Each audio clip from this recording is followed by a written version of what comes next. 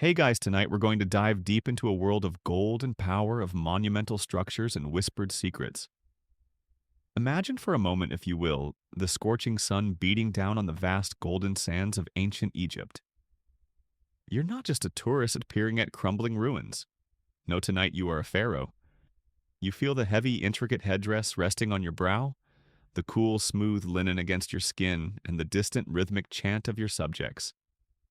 You hear the rustle of papyrus, the soft clink of a golden ankh, and the murmur of anticipation from courtiers awaiting your decree. You breathe in the dry desert air tinged with the scent of incense, and perhaps the faintest hint of something that smells a little like, well, a lot like crocodile dung sunscreen. Don't worry, we'll get to that. It's a life of unimaginable luxury, right? An existence where every whim is indulged, every desire met, and every problem simply vanishes with a snap of your royal fingers. Sounds pretty good, doesn't it? Almost like a dream vacation. But here's the reality check, my friend. You probably wouldn't survive a week. The truth is, being an ancient Egyptian pharaoh, or any member of the royal family for that matter, was less like a pampered holiday and more like a high-stakes, incredibly dangerous, and often deeply unpleasant job. It was a golden cage, perhaps, but a cage nonetheless with rules as unyielding as granite, and expectations that could crush even the most powerful of mortals. So before you get comfortable, take a moment to like the video and subscribe, but only if you genuinely enjoy what I do here. Let me know where you're listening from and what time it is for you. It's fascinating to imagine us all connecting across time zones, sharing this quiet moment. Now dim the lights, maybe turn on a fan for that soft background hum, and let's ease into tonight's journey together.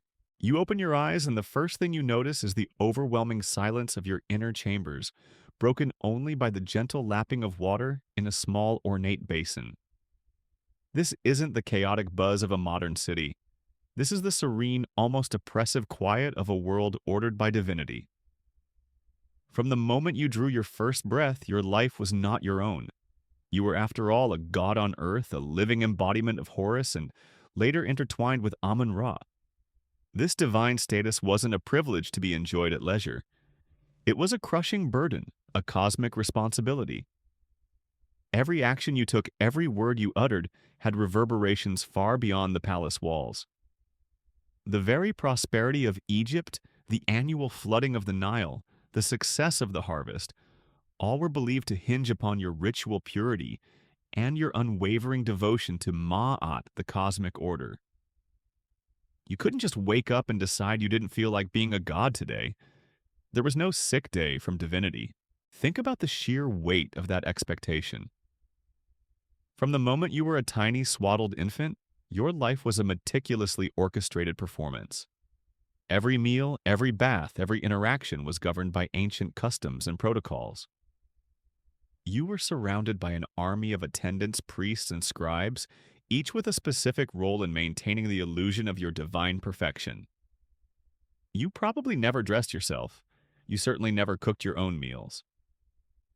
Privacy, as we understand it, was a foreign concept. Your body was not entirely your own. It was a vessel for the divine, a sacred object to be preserved and protected. Even your dreams, it was believed, could carry messages from the gods, and trained interpreters would be on hand to decipher them. You were never truly alone, never truly free to simply exist as a person. Your existence was, in essence, a continuous, elaborate religious ceremony. Consider the royal nursery. It wasn't just a room with a crib. It was a training ground, a miniature temple where the future pharaoh was molded from infancy. You would have been bathed in fragrant oils, adorned with protective amulets, and fed the finest, most meticulously prepared foods. But alongside this pampering came a rigorous education. Even as a small child, you were likely learning to read hieroglyphs, studying ancient texts, memorizing the names of gods and goddesses, and understanding the complex pantheon that dictated every aspect of Egyptian life. You'd be taught the history of your ancestors, the lineage of pharaohs stretching back into the mists of time, each one a divine predecessor. Imagine the pressure of knowing you were expected to live up to thousands of years of divine rule. It's enough to give anyone an existential crisis, let alone a toddler. And then there was the physical training. While not explicitly warriors in every instance, pharaohs were expected to project an image of strength and prowess. You'd learn to ride chariots, hunt in the desert, and master the bow and arrow. These weren't leisure activities. They were essential demonstrations of your fitness to rule, your ability to protect Egypt from its enemies, both real and imagined. You'd be participating in mock battles, learning strategy, and understanding the movements of armies. This wasn't just about looking good in a statue. It was about embodying the protector of the two lands. And all of this was done under the watchful eyes of tutors and guards. Every move scrutinized, every stumble noted. There was no room for error, no allowance for youthful exuberance that might be interpreted as weakness. The concept of free time for a pharaoh was drastically different from ours. Leisure activities were often extensions of royal duty. Hunting, for instance, wasn't just a sport. It was a symbolic act of taming the wild, imposing order on chaos, just as the pharaoh imposed order on Egypt. Playing board games like Senet might seem relaxing, but even these had spiritual significance, often representing the journey to the afterlife. Every action, it seemed, had a deeper symbolic meaning tied to your divine role. You couldn't simply kick back and binge-watch ancient Egyptian Netflix. Your life was a constant performance, a perpetual embodiment of your sacred responsibilities. One common historical fact often overlooked is the sheer amount of ritual purity required of the pharaoh. You couldn't just walk around willy-nilly. There were strict rules about who you could touch, what you could eat, and even where you could step. Priests would perform elaborate purification rituals on you, daily ensuring that you were ritually clean enough to interact with the gods and perform your sacred duties. Imagine having someone constantly fussing over your cleanliness, not just for hygiene, but for spiritual integrity. It must have been exhausting, a constant reminder that your body was a temple, not just a casual vessel. Now, for a lesser-known detail that might make you wince a little, the personal hygiene routines, while meticulous, were sometimes unorthodox. Remember that crocodile dung sunscreen I joked about earlier? While the specifics are debated, ancient Egyptian remedies and cosmetics often included ingredients that would make our modern stomachs churn. For instance, to deal with body odor while they used perfumed oils and incense, some texts hint at less appealing concoctions. They were incredibly clean by ancient standards, bathing frequently and using various unguents. However, the ingredients they had available sometimes led to solutions that we'd find quite bizarre, even a little horrifying. The sheer effort required to maintain that pristine, regal appearance under the relentless sun, and in an environment without modern conveniences, was immense.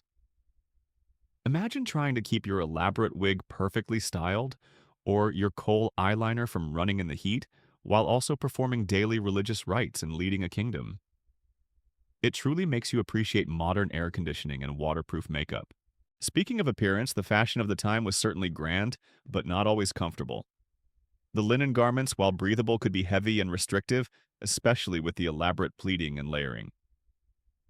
And then there were the wigs.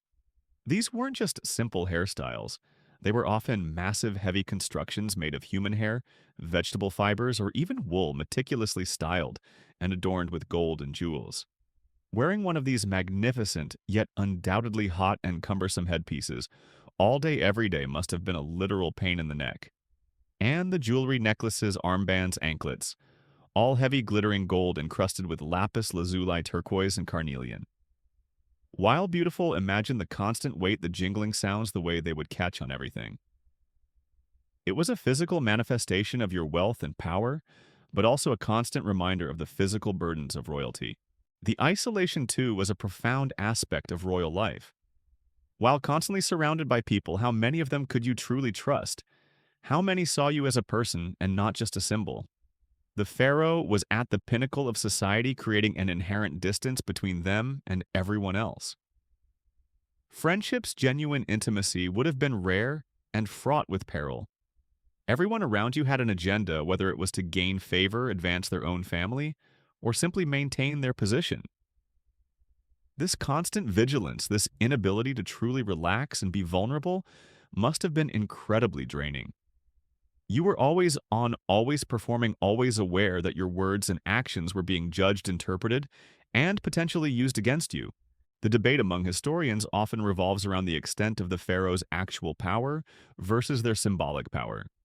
Historians still debate whether the pharaoh was a truly absolute monarch with unfettered power, or if their decisions were heavily influenced, if not outright controlled by a powerful priestly class and a vast bureaucracy. Was the pharaoh truly leading, or were they largely a figurehead, guided by the ancient traditions and the interpretations of powerful religious figures? You might issue decrees, but who was truly whispering in your ear, shaping your understanding of the world and influencing your choices? This question highlights the subtle complexities beneath the glittering surface of pharaonic rule.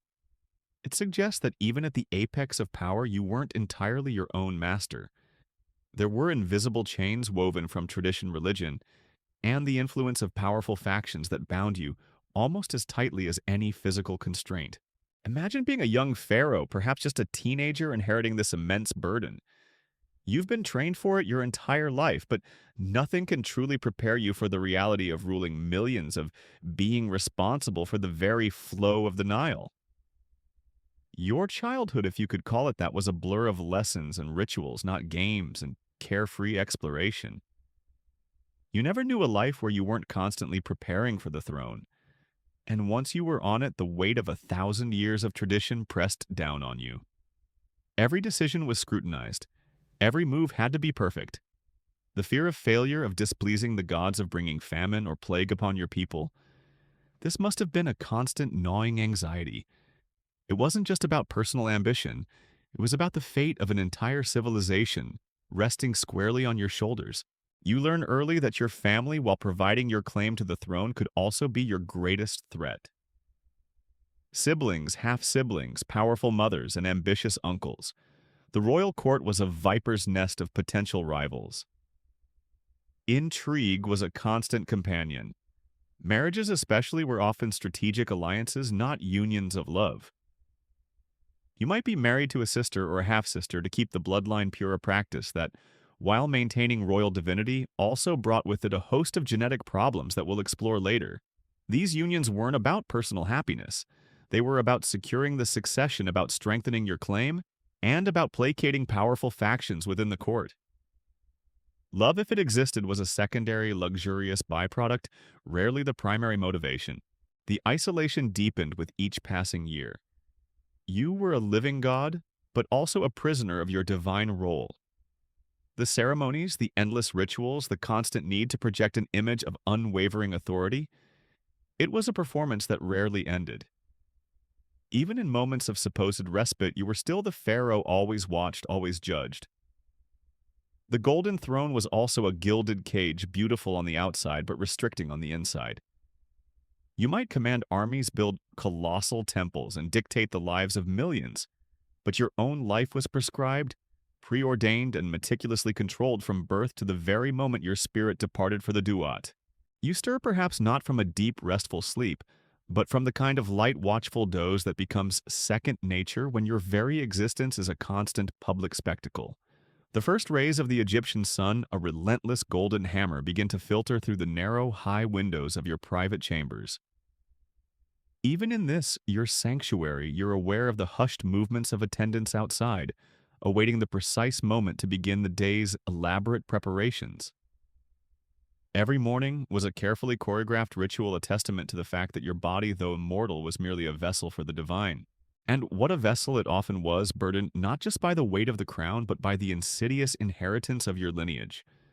We're talking about generations of inbreeding, a common practice in ancient Egyptian royalty, believed to maintain the purity of the divine bloodline. You see, if you were a god, it only made sense that you should marry another god, or at least someone who carried the same sacred essence.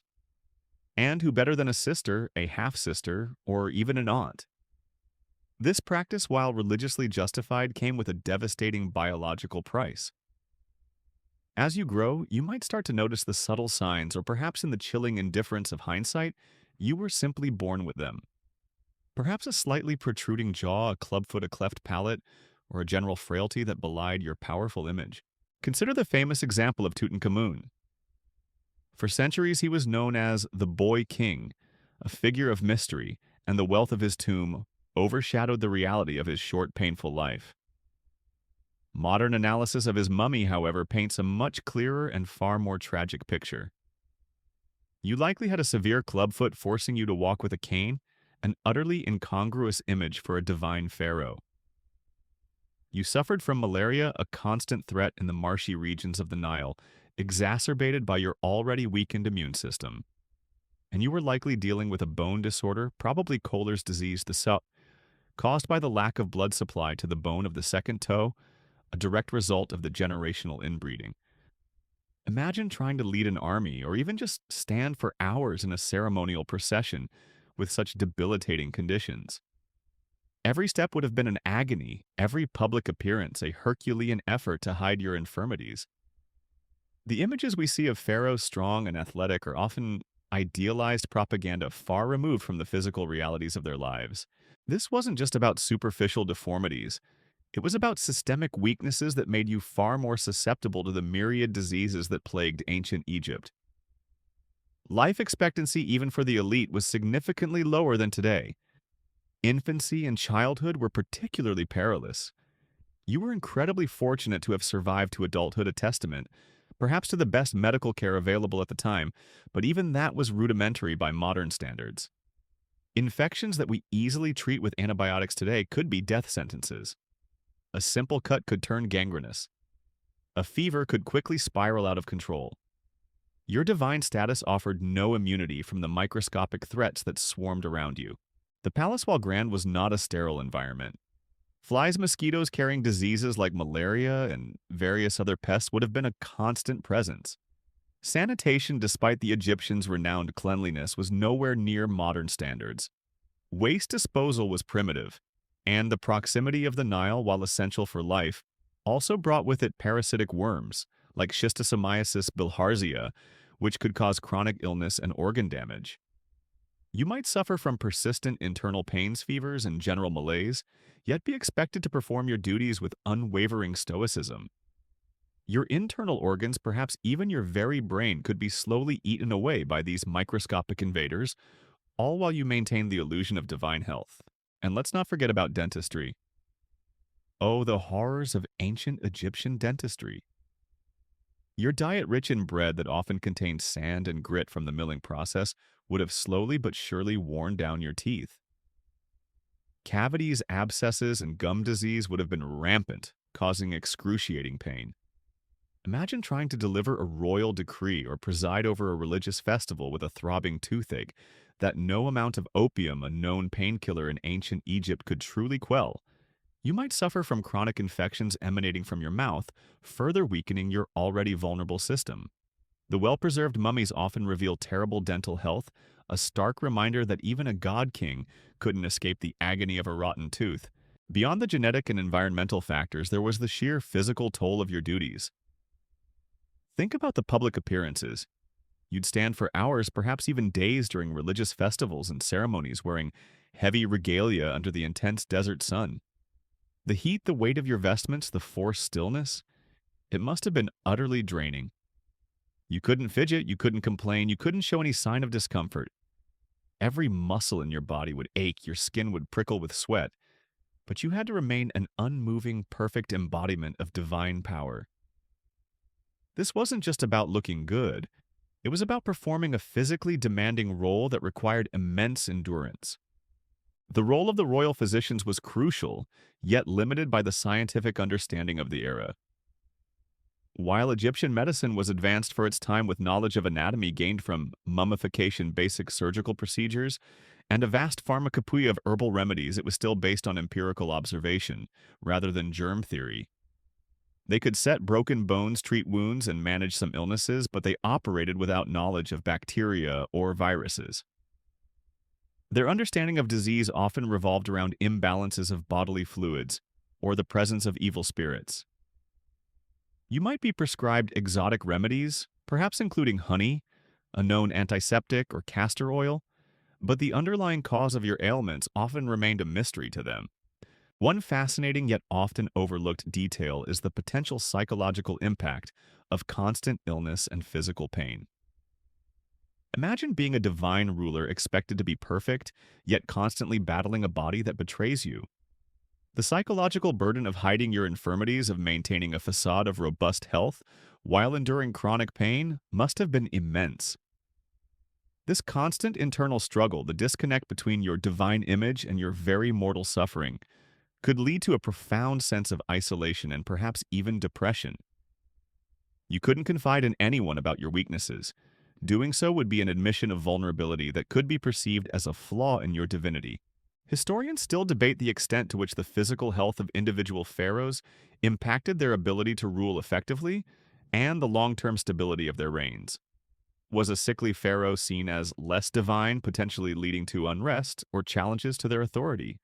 Or did their enduring despite illness enhance their mystique, proving their divine resilience? The answers are complex, varying from ruler to ruler, but the fact remains that your personal health was inextricably linked to the health and stability of the entire kingdom. Your body was not just your own, it was a political instrument, and its failings could have catastrophic consequences. Even simple tasks were complicated by your royal status. Eating, for example, wasn't just about nourishment. It was a highly formalized event. You wouldn't simply grab a snack. Meals were elaborate affairs served by retinues of servants with specific dishes presented in a particular order. The food itself, while abundant, might not always be conducive to good health. Rich fatty meats, copious amounts of bread, and sweet fruits could contribute to conditions like gout or diabetes, which likely went undiagnosed and untreated. The constant feasting, a display of your wealth and prosperity, might have inadvertently been slowly poisoning you. And what about sleep? Could a pharaoh truly rest peacefully knowing the weight of an entire civilization could rested on their shoulders? The constant threat of assassination, the political intrigues, the economic anxieties of the kingdom, all these would have gnawed at your peace of mind. You might have guards posted outside your door, but even they could be compromised. Trust was a rare commodity. The plush linens, the perfumed oils, the quiet of your chambers, none of these could truly insulate you from the mental burden of your divine yet incredibly vulnerable existence. The golden cage, it seemed, had no comfortable pillows.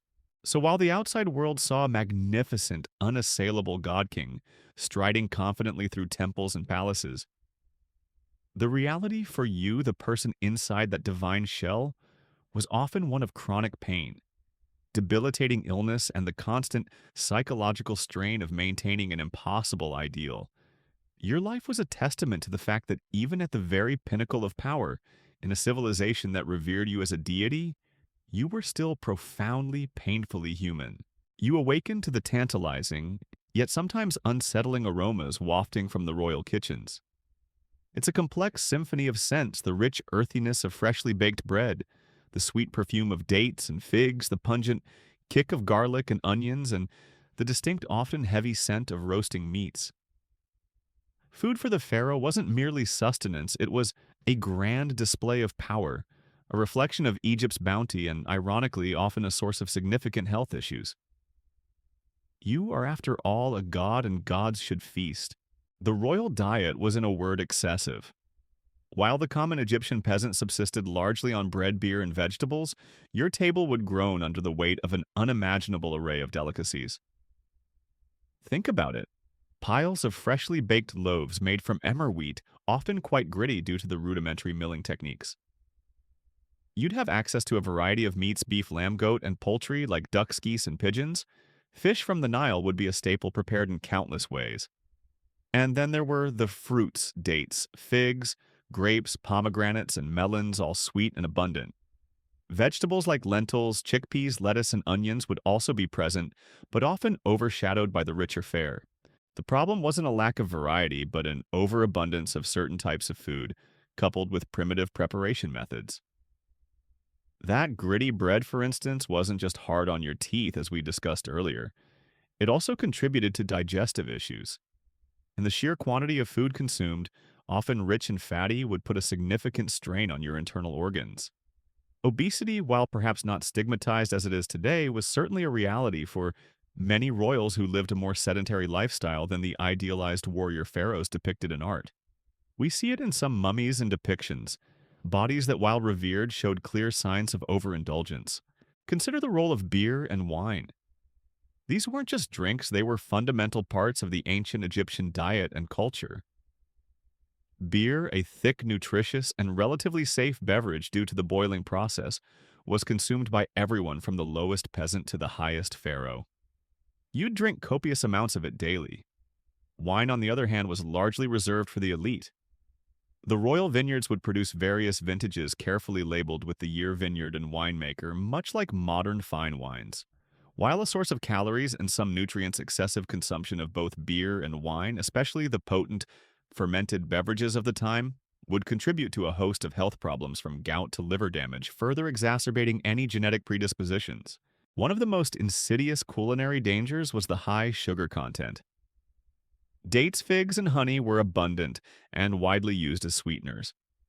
While these are natural sugars consumed in large quantities without the benefit of modern dental hygiene or an understanding of their metabolic effects, they would have contributed to widespread tooth decay and potentially conditions akin to type 2 diabetes.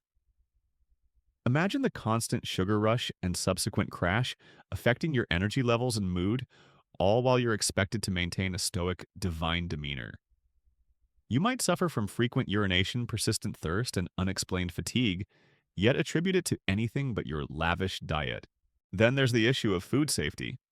Without refrigeration, food spoilage was a constant threat. While Egyptians used methods like salting, drying, and smoking to preserve food, fresh meat and fish could quickly spoil in the intense heat. Food poisoning would have been a common occurrence, causing debilitating bouts of illness that could last for days or even be fatal. You might be served a dish that looked magnificent, yet carried unseen pathogens that would lead to agonizing stomach cramps, vomiting, and diarrhea, forcing you to retreat from public view, while your courtiers nervously wondered about your divine health. The meticulous preparation by royal chefs was no guarantee against invisible threats. And what about exotic ingredients? As pharaoh, you'd have access to the rarest and most expensive spices and foodstuffs brought from distant lands, showcasing the vast reach of your empire. While exciting, these exotic ingredients could sometimes be unfamiliar or even subtly toxic, if not prepared correctly. There was no FDA back then to regulate what was deemed safe for consumption. Your status meant you tasted everything, perhaps even unknowingly putting yourself at risk, with rare, unproven ingredients used to impress or display wealth. A fascinating yet often overlooked detail is the potential for food-related rituals and superstitions influencing the pharaoh's diet. Certain foods might have been deemed sacred or forbidden, depending on the particular god or festival being honored. Your diet wasn't just about what tasted good. It was about maintaining ritual purity and alignment with the divine. You might be required to fast on certain days or consume specific symbolic foods during religious ceremonies, regardless of your personal preferences or physical comfort. This intertwining of food, religion, and power meant that even your meals were rarely a simple private affair. Consider a small, almost humorous anecdote if we can find humor in ancient dietary woes. Imagine a royal feast. You, the pharaoh, are seated at the head of a long, low table, laden with platters piled high. You might have a personal food taster ensuring that no malicious commoner has attempted to slip you something unpleasant. But even the taster couldn't detect the invisible grit in the bread or the bacteria growing on the roasted duck that's been sitting out too long. So you eat, you drink, and you hope for the best, all while maintaining that serene, all-knowing expression. It's a culinary tightrope walk, every meal a gamble. Historians still debate the specific long-term health consequences of the ancient Egyptian royal diet, particularly how widespread conditions like obesity, gout, and diabetes were among the elite compared to the general population. While we can infer much from mummified remains and texts, the precise epidemiology remains a subject of ongoing research. It's challenging to separate the effects of diet from other factors like genetics, environment, and infectious diseases. However, the evidence strongly suggests that their lavish eating habits, while a symbol of their immense power, paradoxically contributed to their physical suffering. The very act of eating was a public performance. You wouldn't simply eat to satisfy hunger. You would eat to demonstrate abundance, to project prosperity, to share a sacred meal with the gods, and to entertain foreign dignitaries. Every bite, every sip could be observed and interpreted. This constant scrutiny could make eating a stressful rather than a relaxing experience. You couldn't just have a quiet, private meal to soothe an upset stomach. You had to perform the act of eating even when you felt unwell. And let's not forget the banquets. These weren't just dinners, they were elaborate multi-day affairs filled with entertainment music and, of course, vast quantities of food and drink. You, as the pharaoh, would be at the center of it all, expected to host and engage even as the food piled up and the wine flowed freely. The pressure to indulge to demonstrate your enjoyment and your capacity for lavishness would have been immense. It was a cycle: the more you had, the more you were expected to consume and display. This constant cycle of rich food and drink, combined with the lack of understanding of nutrition and disease, paints a picture of a life that, while materially opulent, was often physically challenging. So while the image of the pharaoh often evokes power and majesty, the reality of your daily sustenance reveals another layer of hardship. The very foods that symbolized your divine right and wealth also quietly chipped away at your health, contributing to a life that was far from the idealized picture presented in the grand temples and tombs. It was a life of golden abundance, yes, but often a life of silent suffering, much of it stemming from the very plates you consumed. You feel an uncomfortable itch beneath the smooth linen, a burning sensation creeping up from the scalp, covered by the heavy wig. A pharaoh's morning begins not with sacred rituals or lavish feasts, but with a silent battle against physical discomfort often caused by the very clothes and beauty treatments you must wear. Fashion, while the ultimate symbol of divine power and status, is often a literal burden. Think about wigs. They were more than just hair accessories. They were elaborate, massive structures made from human hair plant fibers or even wool, meticulously styled and decorated with gold and precious stones. A wig could weigh several pounds, and you had to wear it all day in the intense heat of Egypt. Imagine the heaviness on your head, the itchiness from the heat and material, and the risk of constant sweating. Furthermore, these wigs had to be kept in place, either by tightening them or using natural glues, which put a lot of pressure on the scalp and could lead to hair loss and infection. It was a physical sacrifice to maintain a divine appearance. And it's not just wigs. Jewelry is also an integral part of the royal look. Huge necklaces, heavy bracelets, and anklets all made of solid gold, studded with lapis lazuli, turquoise, and onyx. They sparkle in the sun, symbolizing your immense wealth and power. But imagine the constant weight on your neck, wrists, and ankles. Every movement makes them jingle, drawing attention, but also causing discomfort. They can rub against your skin, causing irritation or even sores, especially in hot and humid climates. You can't just take them off when you feel tired. They're part of your royal attire, part of your divine identity. Linen garments, while breathable and suitable for the desert climate, are often intricately pleated and layered. These pleats, while elegant and imposing, can restrict movement and trap heat. You cannot stretch or bend freely. Every movement must be controlled to avoid disrupting the perfect folds. The rigidity of your clothing reflects the rigidity of your role. You cannot simply wear comfortable clothes. Everything must serve the image of the divine. Then there's the makeup. Kohl, specifically the thick black eyeliner. It was used not only for beauty purposes, but was also believed to protect the eyes from the harsh sun and repel insects. But ancient kohl often contained lead compounds like galena. While they didn't know about the toxicity of lead, regular use, especially around the sensitive eye area, can lead to long-term health problems, including lead poisoning, which affects the nervous system and internal organs. You may experience headaches, fatigue, or vision problems without even realizing it's because of the beauty you're creating. And it's not just the materials. The makeup process is also complex and time-consuming. You sit still for hours while servants meticulously apply eyeliner lipstick made from ochre and beeswax and perfumed oils to your body. This is not a quick process. It's a ritual, a transformation from mortal to resplendent deity. Although you're being served, sitting still for so long under such close supervision is certainly a test of patience. A lesser-known but interesting historical detail is how they dealt with mites, lice, and insects. Although the Egyptians were very clean and focused on personal hygiene in the hot and humid climate, and with natural materials like wigs, lice were a common problem even for royalty. To deal with it, they used fine-toothed combs made of ivory or metal, and vegetable oils to try to control them.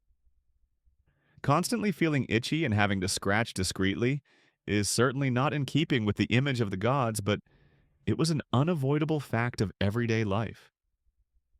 Imagine you are presiding over an important ceremony, and you feel a louse crawling on your scalp under your great wig. That itch must be suppressed with an iron will. Historians still debate the extent to which ancient cosmetics and jewelry, especially lead, had an impact on the long-term health of pharaohs and royalty. While we have evidence of the use of toxic substances, quantifying their exact impact on individuals is challenging given the many other factors that also affected their health. However, it is clear that beautifying and decorating the body was not always as safe as we think. And remember that crocodile dung sunscreen we mentioned. It's a great example of practical knowledge and questionable methods coming together. The Egyptians understood the importance of protecting their skin from the sun's harsh rays. They used vegetable oils, but they also had other more exotic recipes. While the exact formula and how widespread their use of crocodile dung in cosmetics is a mystery, it does suggest that they were willing to use whatever was available that they believed would work, even if it seemed disgusting to us. Royal beauty didn't always smell good or feel good. Body odor is also a particular concern. While perfumes and scents are widely used, maintaining a pleasant scent in the desert heat is a constant challenge. You will bathe regularly and massage yourself with expensive scented oils, but every effort seems to be a constant battle against sweat and unpleasant odors. Even the scented wax pellets placed in wigs only provide temporary relief. It is a constant battle to maintain physical perfection. The inconvenience of royal fashion extends to sleep. You can't just lie down and relax with all your jewelry and wigs on. Servants will tie your wigs to a special pillow or store your jewelry carefully. Even when removed, your skin may become irritated, or you may still feel the weight of them even when you're not wearing them. Personal comfort is always sacrificed for public image. And think about the difference between the idealized image of a statue or painting and the reality of the human body. You are portrayed as having a perfect figure, smooth, flawless skin. But in real life, you have pimples, insect bites, small scars from childhood games, or sores from clothing. The people in charge of your beauty have to work tirelessly to hide these flaws to maintain the illusion of divine perfection. The palace is a snake's nest rife with intrigue and power struggles. You are the pharaoh, a living god, but that does not make you immune to knives in your back. On the contrary, your position makes you a prime target. Anyone from siblings who aspire to the throne to brilliant generals, who want more power to influential priests who want to shape their beliefs to their liking, can become a potential enemy. Trust is a luxury you rarely have. Think of the succession struggles. Even if you have an heir apparent, there are still hidden intrigues. Princes and princesses don't always meekly accept their fate. Egyptian history is rife with stories of coup assassinations and bloody depositions. You could be the target of a poisoned cup of wine, a venomous snake hidden in your bedroom, or an uprising fomented by someone close to you. Every morning you wake up is a small victory, and every meal can be a gamble. The assassination of Ramses III is a horrifying example of the dangers that lurk within the palace. Although he was a powerful pharaoh, internal intrigues could have done him in. Historical documents and scientific analysis of his mummy suggest that his throat had been brutally slit, part of a larger plot masterminded by one of his wives and his son. The subsequent investigation uncovered a vast network of conspirators, including high-ranking officials and women in the harem. This shows that no one is safe and that betrayal can come from the most unlikely places. Who can you trust when even your family and most trusted friends can be your enemies? The issue of royal marriages also complicates this. Remember how you could marry your own sister or stepsister to keep your divine bloodline pure. These marriages were often not about love, but about power and stability. But they also created a complex web of family relationships where love could turn to jealousy and power to obsession. An ambitious concubine, a son who was not chosen as heir, or a sister who felt slighted, could all become dangerous enemies.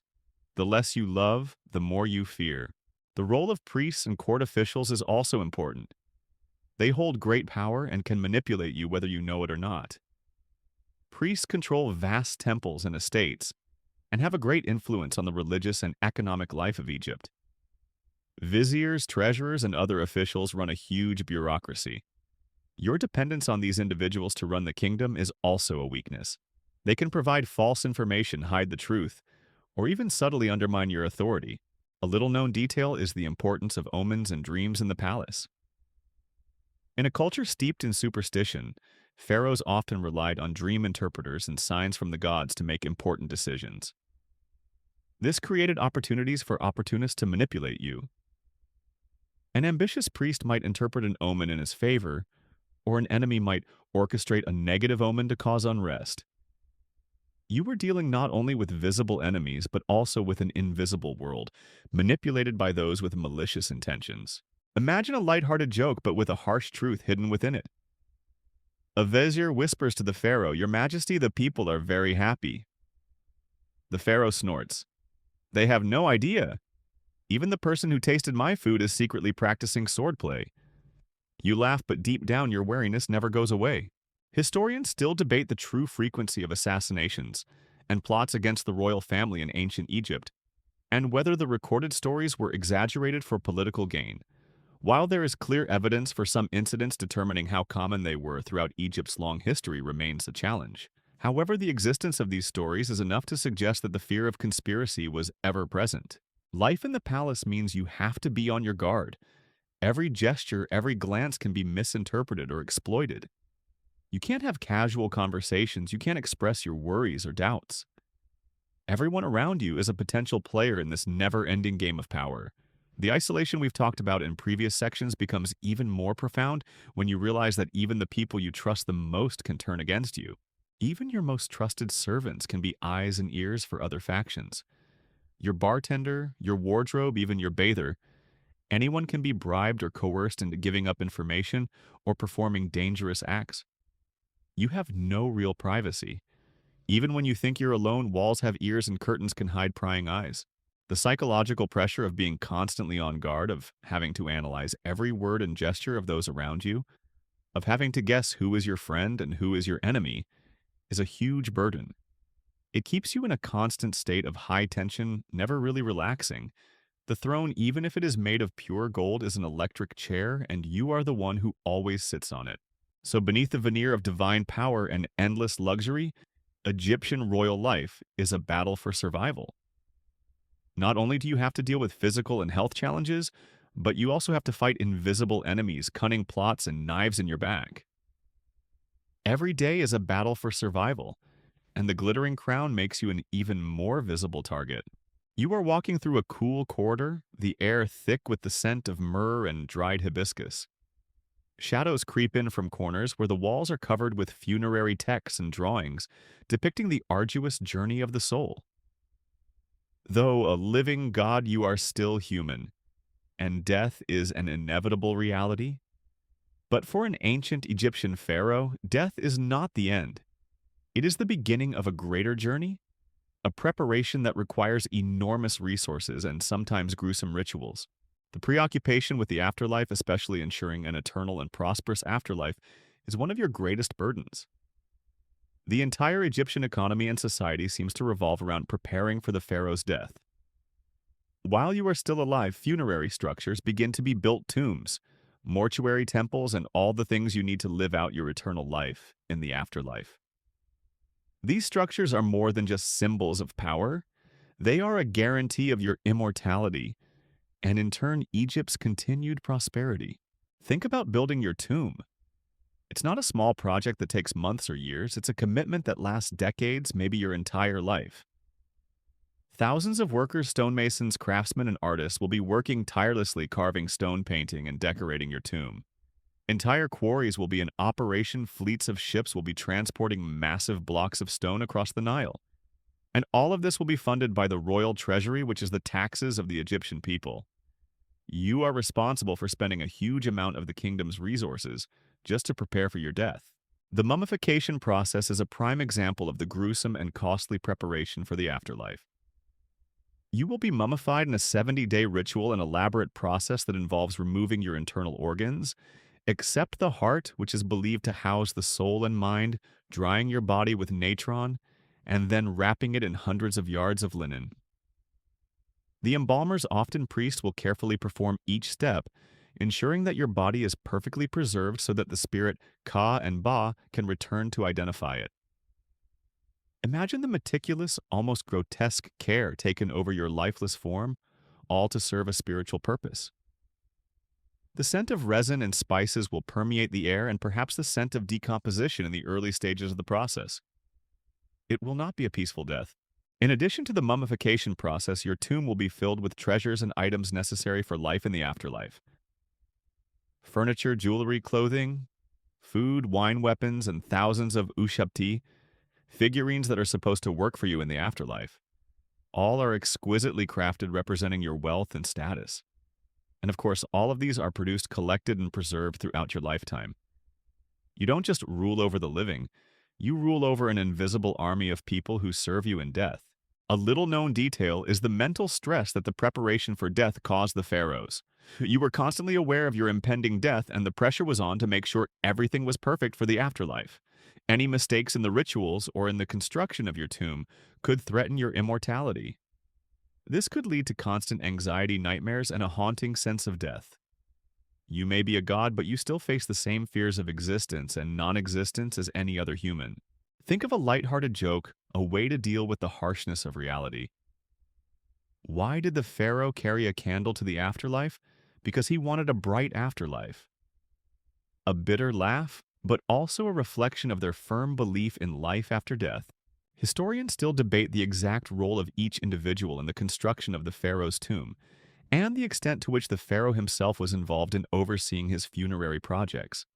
Did he actually care about every little detail, or did he delegate the work entirely to officials and priests? Regardless of the level of personal involvement, the burden of responsibility rested heavily on his shoulders. The human and financial sacrifices involved in funerary projects were enormous. The mobilization of thousands of workers over decades, along with the expenditure of vast amounts of wealth, inevitably took a toll on the lives of ordinary people. While they may have believed in the pharaoh's divine role and the need to prepare for the afterlife, the burden was still a harsh reality. At times, these projects could cause popular discontent, especially during difficult times. And it's not just the tomb. You also have to worry about maintaining your cult after you're gone. Funerary temples will continue to function with priests performing rituals and offerings to your spirit. You need to make sure there are enough resources and support to maintain these services for hundreds, if not thousands of years. It's a constant effort to protect your legacy and your immortality even after you're gone. There are even stories of tomb raids. Even though you have spent your life building an eternal resting place, there is no guarantee that it will be safe forever. Tomb raiders, despite curses and protection from the gods, still find a way to break in and loot the treasures. The thought that all your hard work, all the riches you have accumulated for the afterlife can be taken away by mortals is truly terrifying. Even in death, you are not completely at peace. You stand on the balcony of the palace, looking out at the sea of people gathered below, their cheers echoing across the square. The bright sunlight highlights your crown, making it sparkle like a falling star. You wave a gesture practiced 1,000 times, a smile on your face. This is the image that people see: a living God, majestic, inviolable. But behind the glamour lies a harsh reality. Public life is burdensome, hiding a deep loneliness. You are the pharaoh, and your existence is a constant performance. Every move, every word, even your expression must be tightly controlled. From dawn to dusk, you must maintain the image of a god, an all-powerful king, the protector of Egypt. There is no room for weakness, fatigue, or personal emotions. People look to you for stability, guidance, and reassurance. Imagine a typical day for you. It begins with private rituals in your temple where you communicate with the gods to ensure the prosperity of your kingdom. Then there are meetings with high-ranking officials where you make judgments on legal, economic, and military matters. You have to listen to lengthy presentations, analyze reports, and make decisions that can affect millions of people. And all the while, you have to demonstrate wisdom, fairness, and determination. There is no room for indecision or self-doubt. Then there are the public appearances. It could be a visit to a new temple, a canal opening ceremony, or a military parade. You will be escorted by a huge entourage through streets filled with cheering and bowing people. You must stand tall, smile, and remain calm, even as the heat burns the heavy robes and crown weigh you down. You cannot show any discomfort. It would be a sign of weakness, a stain on your divine image. An interesting but little-noticed fact is that you are often required to perform complex religious rituals in public. You are not just a participant, you are the central figure. You are the one who performs the rituals of offering sacrifices, invoking the gods, and performing prophecies. These rituals require absolute precision, intense concentration, and sometimes physical endurance. A small mistake can be seen as a bad omen, an insult to the gods, and can cause anxiety among the people. You are not just a king, you are a high priest maintaining the link between the human world and the spirit world. Imagine a joke to relieve stress. A pharaoh walks into a bar. The bartender asks, "Why do you look so tired?" The pharaoh sighs, "Ah, it's been a hard day being a god." It might evoke a smile, but it reflects the truth of your burden. Historians still debate the extent to which pharaohs actually interacted with commoners and the frequency of their public events. Were they actually in public regularly, or were they largely staged events? While depictions and artworks show interactions, the degree of privacy a god-king could have is an open question. Your social isolation is a direct consequence of your divine status. You have no real friends among mortals. Everyone around you is either a servant, an advisor, or a potential enemy, as we have discussed. Your conversations often revolve around matters of state, religious rituals, or flattery. You rarely experience true intimacy, genuine sharing without ulterior motives. You are the highest, but also the loneliest. Even your family is part of this performance. Marriages are political arrangements, and your children are raised to be heirs, not close friends. The relationships between you and those closest to you are governed by rituals, rules, and expectations. You may be a parent, a spouse, but first and foremost, you are the pharaoh. This creates an invisible but strong barrier between you and those you love most. The pressure to maintain a perfect appearance also includes hiding any illness or pain. Remember those health problems we talked about. You have to suffer them in silence. A broken leg, a terrible toothache, or stomach aches from contaminated food, all must be kept secret. You cannot whine or complain. Your people need to see an undying God, not a frail human being. And as you get older, this burden becomes even heavier. Your body may weaken, but your responsibilities do not. You still have to maintain the same image of strength and majesty, even if every move is a struggle. The gap between your public image and your private reality grows, creating tremendous psychological stress. Imagine you are just a child, perhaps 10 or 12 years old or even younger, when the death of a parent suddenly propels you to the highest position in the kingdom. All the childish games and innocence give way to political lessons, complex rituals, and the enormous pressure of ruling a vast empire. You are no longer a child. You are a god on earth, a pharaoh. The most typical example is Tutankhamun, whom we have already mentioned.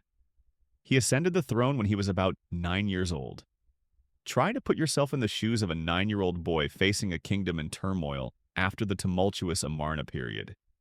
You have to make important decisions, manage experienced ministers and generals, and rebuild the national religion. All eyes are on you, not with the love of a parent, but with the expectation of millions of subjects. The education of a child pharaoh is extremely rigorous. You will not learn through conventional books or play educational games. Instead, you will learn law, theology, military affairs, and diplomacy from the best tutors and advisors. Each class is a test of your intelligence, memory, and leadership. The academic pressure will be intense, and there will be no room for mistakes. You will have to grow up quickly and understand complex issues that even adults have difficulty grasping. A little-known detail is the role of regents during this period. When a pharaoh was very young, a close relative, often his mother, uncle, or a powerful general, would hold the actual power. Even though you were nominally the pharaoh, the real power could be in the hands of someone else. This created a great deal of tension. You were the symbol of power, but you could feel powerless. You had to learn to navigate the political machinations of adults who sought to manipulate or control you. You might be king, but you were still subject to the direction and sometimes strict control of others. Imagine a lighthearted joke that reflects the irony of the situation. A child pharaoh enters the council chamber. An official whispers to his neighbor, "He looks like he just got his cookie allowance." The reply, "Yes, but he just had to approve the budget for next year's military campaign." This smile hides the fact that you are shouldering responsibilities far beyond your years. Historians still debate the extent to which child pharaohs had autonomy in making major decisions and whether they were truly trained to lead or were merely puppets in the hands of their regents. While there is evidence that young pharaohs made some important decisions, determining the extent of the region's influence remains a complicated matter. The isolation of a child pharaoh is even more profound. You cannot play with other children. Your relationships with your peers are all staged encounters. You are not allowed real friends with whom you can freely share your thoughts and feelings. You are surrounded by adults who see you not as a child but as a king. The loneliness of a child cut off from the world of childhood to shoulder the burden of an empire is terrible. There is also a lot of pressure to look and act like one.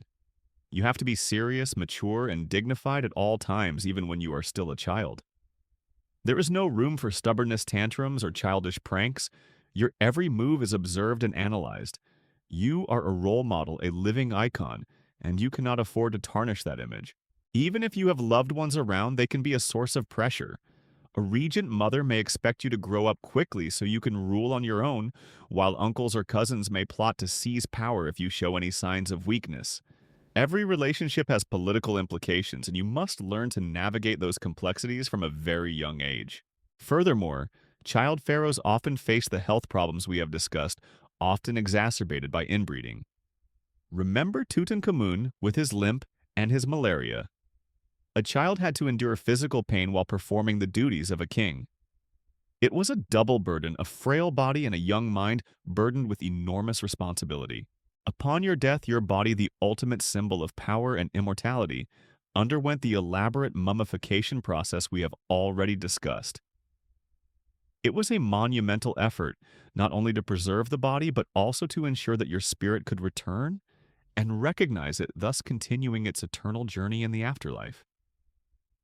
Thousands of items, treasures, and personal belongings were placed in your tomb, which were supposed to serve you in the afterlife.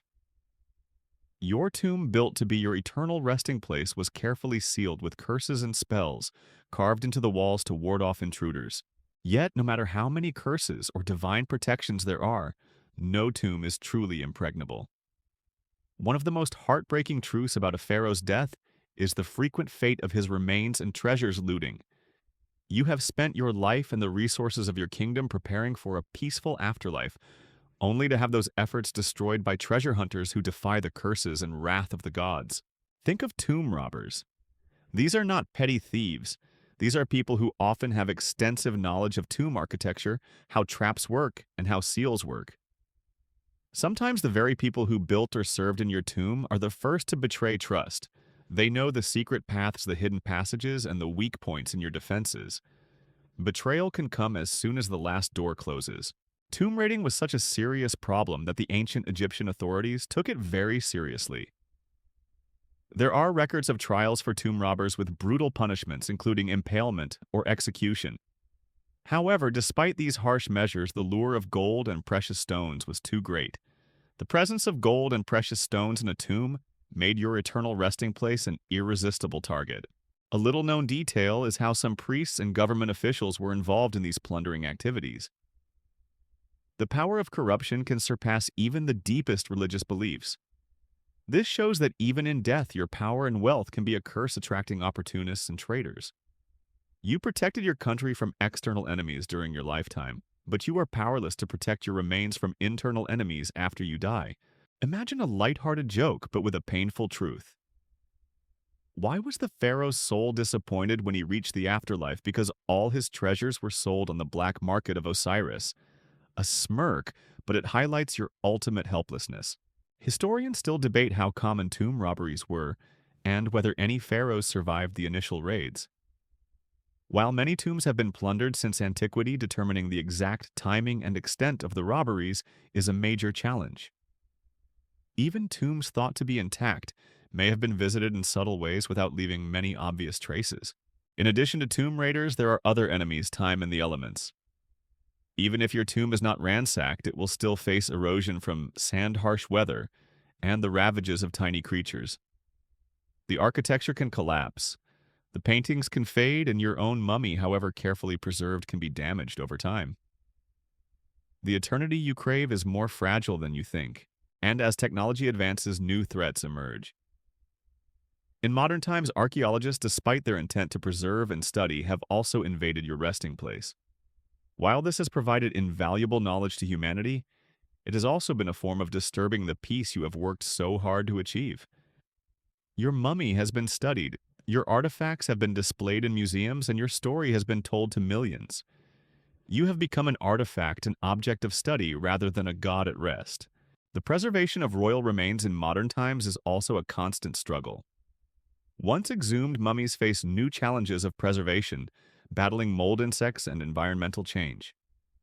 Scientists and conservators are working tirelessly to preserve your remains, an effort perhaps even greater than that of the ancient embalmers. So even after death frees you from the burden of the crown and the intrigues of the court, your journey is not over. Your remains and treasures become the targets of hunters and then the subjects of study. Death does not bring the complete peace you desire. Instead, it opens a new chapter where your legacy continues to be tested, threatened, and retold forever, part of the story of ancient Egypt. You may no longer exist physically. Your remains may have been excavated, studied, even looted. But your legacy lives on. The Egyptian morning sun still shines on the pyramids, the colossal temples you built or laid the foundations for. The symbols you embodied, the rituals you performed, all left an indelible mark on human history. Your legacy is a final burden, an everlasting presence reminding the world of the power, the opulence, and the struggles of your life. The weight of your legacy is not just your great works. It is your story carved in stone, written on papyrus, and retold over thousands of years. You are a pharaoh, a living god, and that image has been carefully shaped over your lifetime. But what remains of you is more than grandiose propaganda. Through modern archaeological and scientific research, a more complex picture has emerged, revealing a paradoxical truth. Your life, while lavish, was also filled with harshness. Think of the stark contrast. On the one hand, you are in absolute power and control of a wealthy empire, worshipped as a god. Gold, jewels, lavish parties, and thousands of servants at your disposal. It is a life that many people then and still today can only dream of. But on the other hand, you face constant constraints. The burden of inbreeding has brought disease and deformity. The pressure of divine status has robbed you of privacy, personal freedom, and genuine relationships. The threat of palace intrigue and hidden enemies lurks, forcing you to live in a constant state of alert. The price of divinity is high. You are cut off from the mortal world, unable to live a normal life. Childhood is taken away. Personal relationships are controlled by politics, and every action is part of a never-ending performance. You live in a gilded cage, ornately decorated, but a cage nonetheless. A lesser-known detail is the reuse of royal materials and structures. Sometimes later, pharaohs would dismantle their predecessors' buildings to use the materials for their own projects or even carve their names onto others' monuments. This suggests that even after death, your legacy can be manipulated or erased by those who come after you, a reminder of the transience of power even in death. Imagine a final gentle joke, a satire on the transience of everything. A dead pharaoh asked the god Anubis, "Will I enjoy eternal peace?" Anubis shrugs, "Depends on whether archaeologists find my tomb first or tomb robbers do." Historians still debate the extent to which the pharaohs truly felt the hardness of their lives, or whether they considered these burdens a natural part of their divinely appointed roles. Did they truly feel lonely and confined, or did they accept it as a natural part of their power? This is a difficult question to answer, since we can only look at their lives through the lens of archaeological evidence and closely controlled written records. What is clear, however, is that your life, however glamorous, is a life of challenge. It is not a dream without its nightmares. It is a constant struggle to maintain your divine image, to protect your kingdom, and to ensure your own immortality.